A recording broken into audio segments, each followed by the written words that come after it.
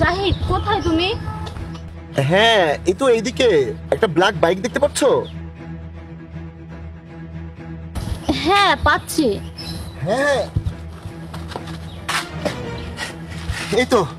তুমি এখানে? আর এই অবস্থায় কি করছো? কি আর করবো, এই তো এই গাড়িটা রিপেয়ার করছি। এইভাবে এই সোসাইটিতে? কেন, তোমার কোনো প্রবলেম আছে? না না, আমার কোনো সমস্যা নেই। আর মানুষ তো সংসার চালানোর জন্য এই ছোটখাটো কাজ তো করতেই পারে, তাই না? তার মানে আমার এই কাজের জন্য তোমার কোনো সমস্যা নেই? না। তাহলে তো আমি আমার এই কাজ নিয়ে এক্সিস্টেড। হ্যাঁ হ্যাঁ, আর আমি তো তোমাকে ভালোবেসেছি, তোমার কাজ কেনা। যাক, শুনে ভালো লাগলো। আজকালকার মানুষ তো মানুষকে তার কাজ দেখে বিচার করে। হয়ে গেছে গাড়ি রিপেয়ার করা? হ্যাঁ, এই তো হয়ে গেছে স্যার, করছি। করছি মানে? এখন পর্যন্ত হয়নি কেন? আর আমি যাওয়ার আগ দিয়ে কি বলে গেলাম? আমি তোমাকে বললাম না আমার একটা ইম্পর্টেন্ট মিটিং আছে, আমাকে যেতে হবে 2টার সময়? স্যার, কাজ তো আর বেশি নেই, 10 মিনিটেই হয়ে যাবে। 10 মিনিটে হয়ে যাবে মানে? আমি সেই কখন থেকে দেখছি তুই এই মেয়েটার সঙ্গে কথা বলছিস। আর তোদেরকে কি এইসব গল্প করার জন্য ডাকা হয় নাকি? সরি স্যার, আমি এক্ষুনি ঠিক করে দিচ্ছি। তুমি এখানে 5 মিনিট অপেক্ষা করো, আমি গাড়িটা রিপেয়ার করে দিই। ঠিক আছে, কোনো সমস্যা নেই। তাড়াতাড়ি কর। Hello, I am Tuhin. Apu. আপনিও কি আপনার কার রিপেয়ার করার জন্য এখানে এসেছেন?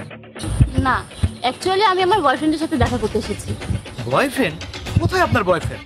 ওই যে আপনার বাইক রিপেয়ার করছে। কি এই সামান্য একজন মেকানিক আপনার বয়ফ্রেন্ড?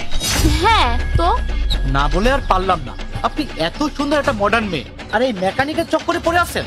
আপনি তো একটা রিচ বয়ফ্রেন্ড ডিজার্ভ করেন, যে আপনাকে শপিং করতে নিয়ে যাবে, দামি দামি রেস্টুরেন্টে নিয়ে যাবে। আমার এইসব জিনিসের প্রতি কোনো শখ নেই। শখ হবে কি করে? সে তো আপনাকে কখনোই ভালো লাইফ স্টাইল দিতে পারবে না। তুমি যদি আজকে ফ্রি থাকো তাহলে আমার সঙ্গে চলো, তোমাকে দেখাবো আসল লাইফ স্টাইল কাকে বলে। সরি, আমার কোনো প্রয়োজন নেই। গেলে কিন্তু তোমার জন্যই ভালো। তুমি কিন্তু খুব ভালো একটা সুযোগ মিস করছো। এখন কি আপনি আমাকে বলবেন যে কোনটা আমার জন্য ভালো আর কোনটা ভালো না? নিজে চরকায় তেল দেন, বুঝতে পেরেছেন?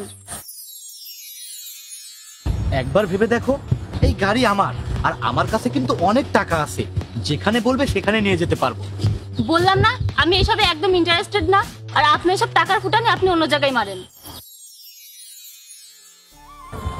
আর আপনি যদি জাহিদের কাস্টমার না হতেন না, তাহলে আমি আপনাকে অনেকগুলো কথা শুনিয়ে দিতাম। বাহ ভাই, মানতে হবে তোর কপাল ভালো, তুই ভালো একটা পার্টনার পেয়েছিস। আজকালকার যুগে এমন একটা মেয়ে পাওয়া সত্যি ভাগ্যের ব্যাপার। মানতেই হবে তুই একটা ভালো মেয়ে পেয়েছিস। Thank you. 1 মিনিট, আমি তো কিছুই বুঝতে পারছি না কি হচ্ছে এখানে।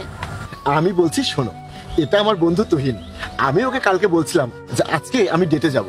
তখন ও আমাকে বলল যে তুই এক কাজ কর, তুই মেকানিক হয়ে ওর সাথে দেখা কর, দেখ যে ও তোকে কিভাবে একসেপ্ট করে। তার মানে তুমি মেকানিক না? না। তাহলে এটা রিপেয়ার করছিলে কেন? আরে ওটা তো আমি এমনি অ্যাক্টিং করছিলাম, আর এটা তো আমারই বাইক। ও আচ্ছা, তার মানে তোমরা দুজন মিলে আমার টেস্ট নিচ্ছিলে, তাই তো? ইয়েস। আসলে আজকালকার যুগে তো যার যত বেশি টাকা তার তত বেশি মূল্য। টাকাওয়ালা ছেলেকে তো সব মেয়েই একসেপ্ট করে, কিন্তু একটা গরিব ছেলেকে খুব কম মেয়েই একসেপ্ট করতে পারে। আর যারা তাদের একসেপ্ট করে তারা লাইফ টাইমের জন্যই থেকে যায়। তো আমি এই পরীক্ষায় পাশ করলাম নাকি ফেল করলাম? আরে শুধু পাস না, তুমি তো টপ রেজাল্ট করেছো। অভিনন্দন, তুই সত্যি একটা ভালো পার্টনার পেয়েছিস।